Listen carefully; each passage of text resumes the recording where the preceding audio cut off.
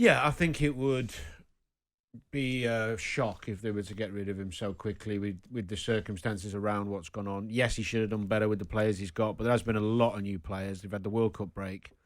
Give him the benefit that you brought him in, you paid good money to bring him, his staff, and give him till, let's see how it goes to the end of the season. I think it's sensible. Yeah.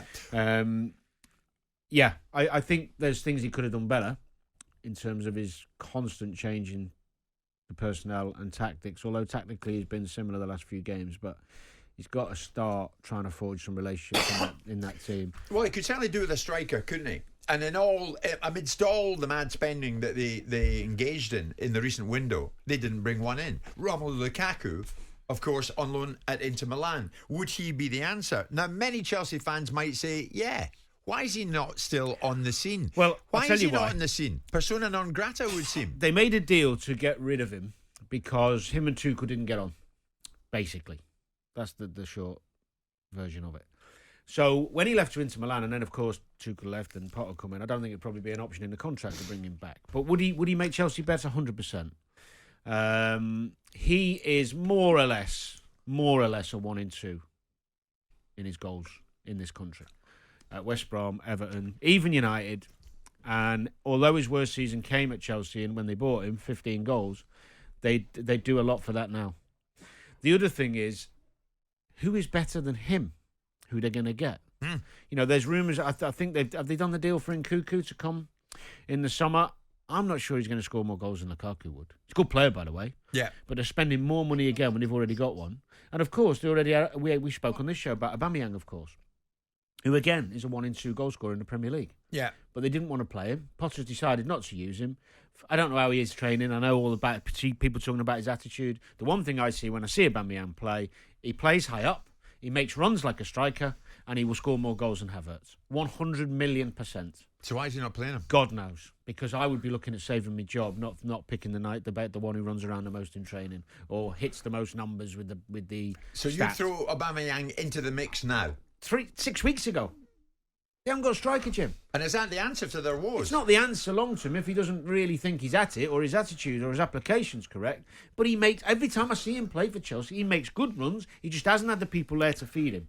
Now we've got all these new players in, a bit more controlling games, a bit more creativity. Put him in the team. He will score more goals than Havertz. His link-up play might not be as good. He might not look as silky. But he's a goal scorer. He's proven it. He's done it in this league. You've got a 9. Use him. Fix the relationship. Give him a kick up the back. Do what you need to do as a leader to motivate the player you need to keep you in a job. Yeah. The Lukaku debate, though, Simon's a box of tricks. Because Inter Milan chief Beppe Marotta says Lukaku to stay next year, well, it's too early to decide whether or not he stays with them, that means. He'll return to Chelsea. We'll see what happens after that. He wants to stay with us at Inter, for sure. We know Romelu's intentions, so we'll see if we can get it to work for him. I mean, what's going on with him? How about a bit of courtesy? How about you can't speak about other people's players? You've been given an opportunity to take him on loan. He's not your player. And I would have thought that you might want to wind your neck in. Maybe something's been lost in translation. If Chelsea want Romelu Lukaku back at Chelsea, given the fact they paid Milan 90 million quid for him, back he'll come. And hopefully he will perform at a level if Chelsea determine that he's their number 9, commensurate with what he got bought for and what he gets paid. Because he's the one that created this problem. He's the one that created the rift with Thomas Tuchel. He's the one that's wasted Chelsea's money. So I don't particularly appreciate this particular Inter Milan official talking out of turn about someone else's player that's merely on loan to them. Going to Graham Potter, well, Aubameyang to me is a problem player, and he seems to be a problem player wherever he goes. But he's not giving him a chance. Well, there must be a bloody good reason.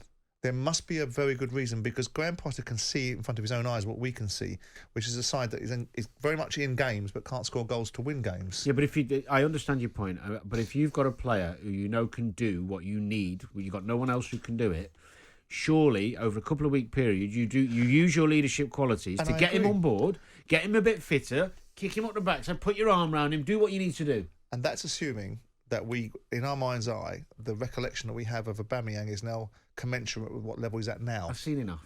And you're probably right, but I mean, Potter can't be that obtuse that he sees the problem, knows the problem, yet ignores the solution. He can't be that obtuse. And if he is, then what's he ever doing at managing a football team of any level? And now we hear in the same breath, Danny, that somebody who is very welcome and very popular at Stamford Bridge, Mateo Kovacic, might well be on his way come the summer to Manchester City.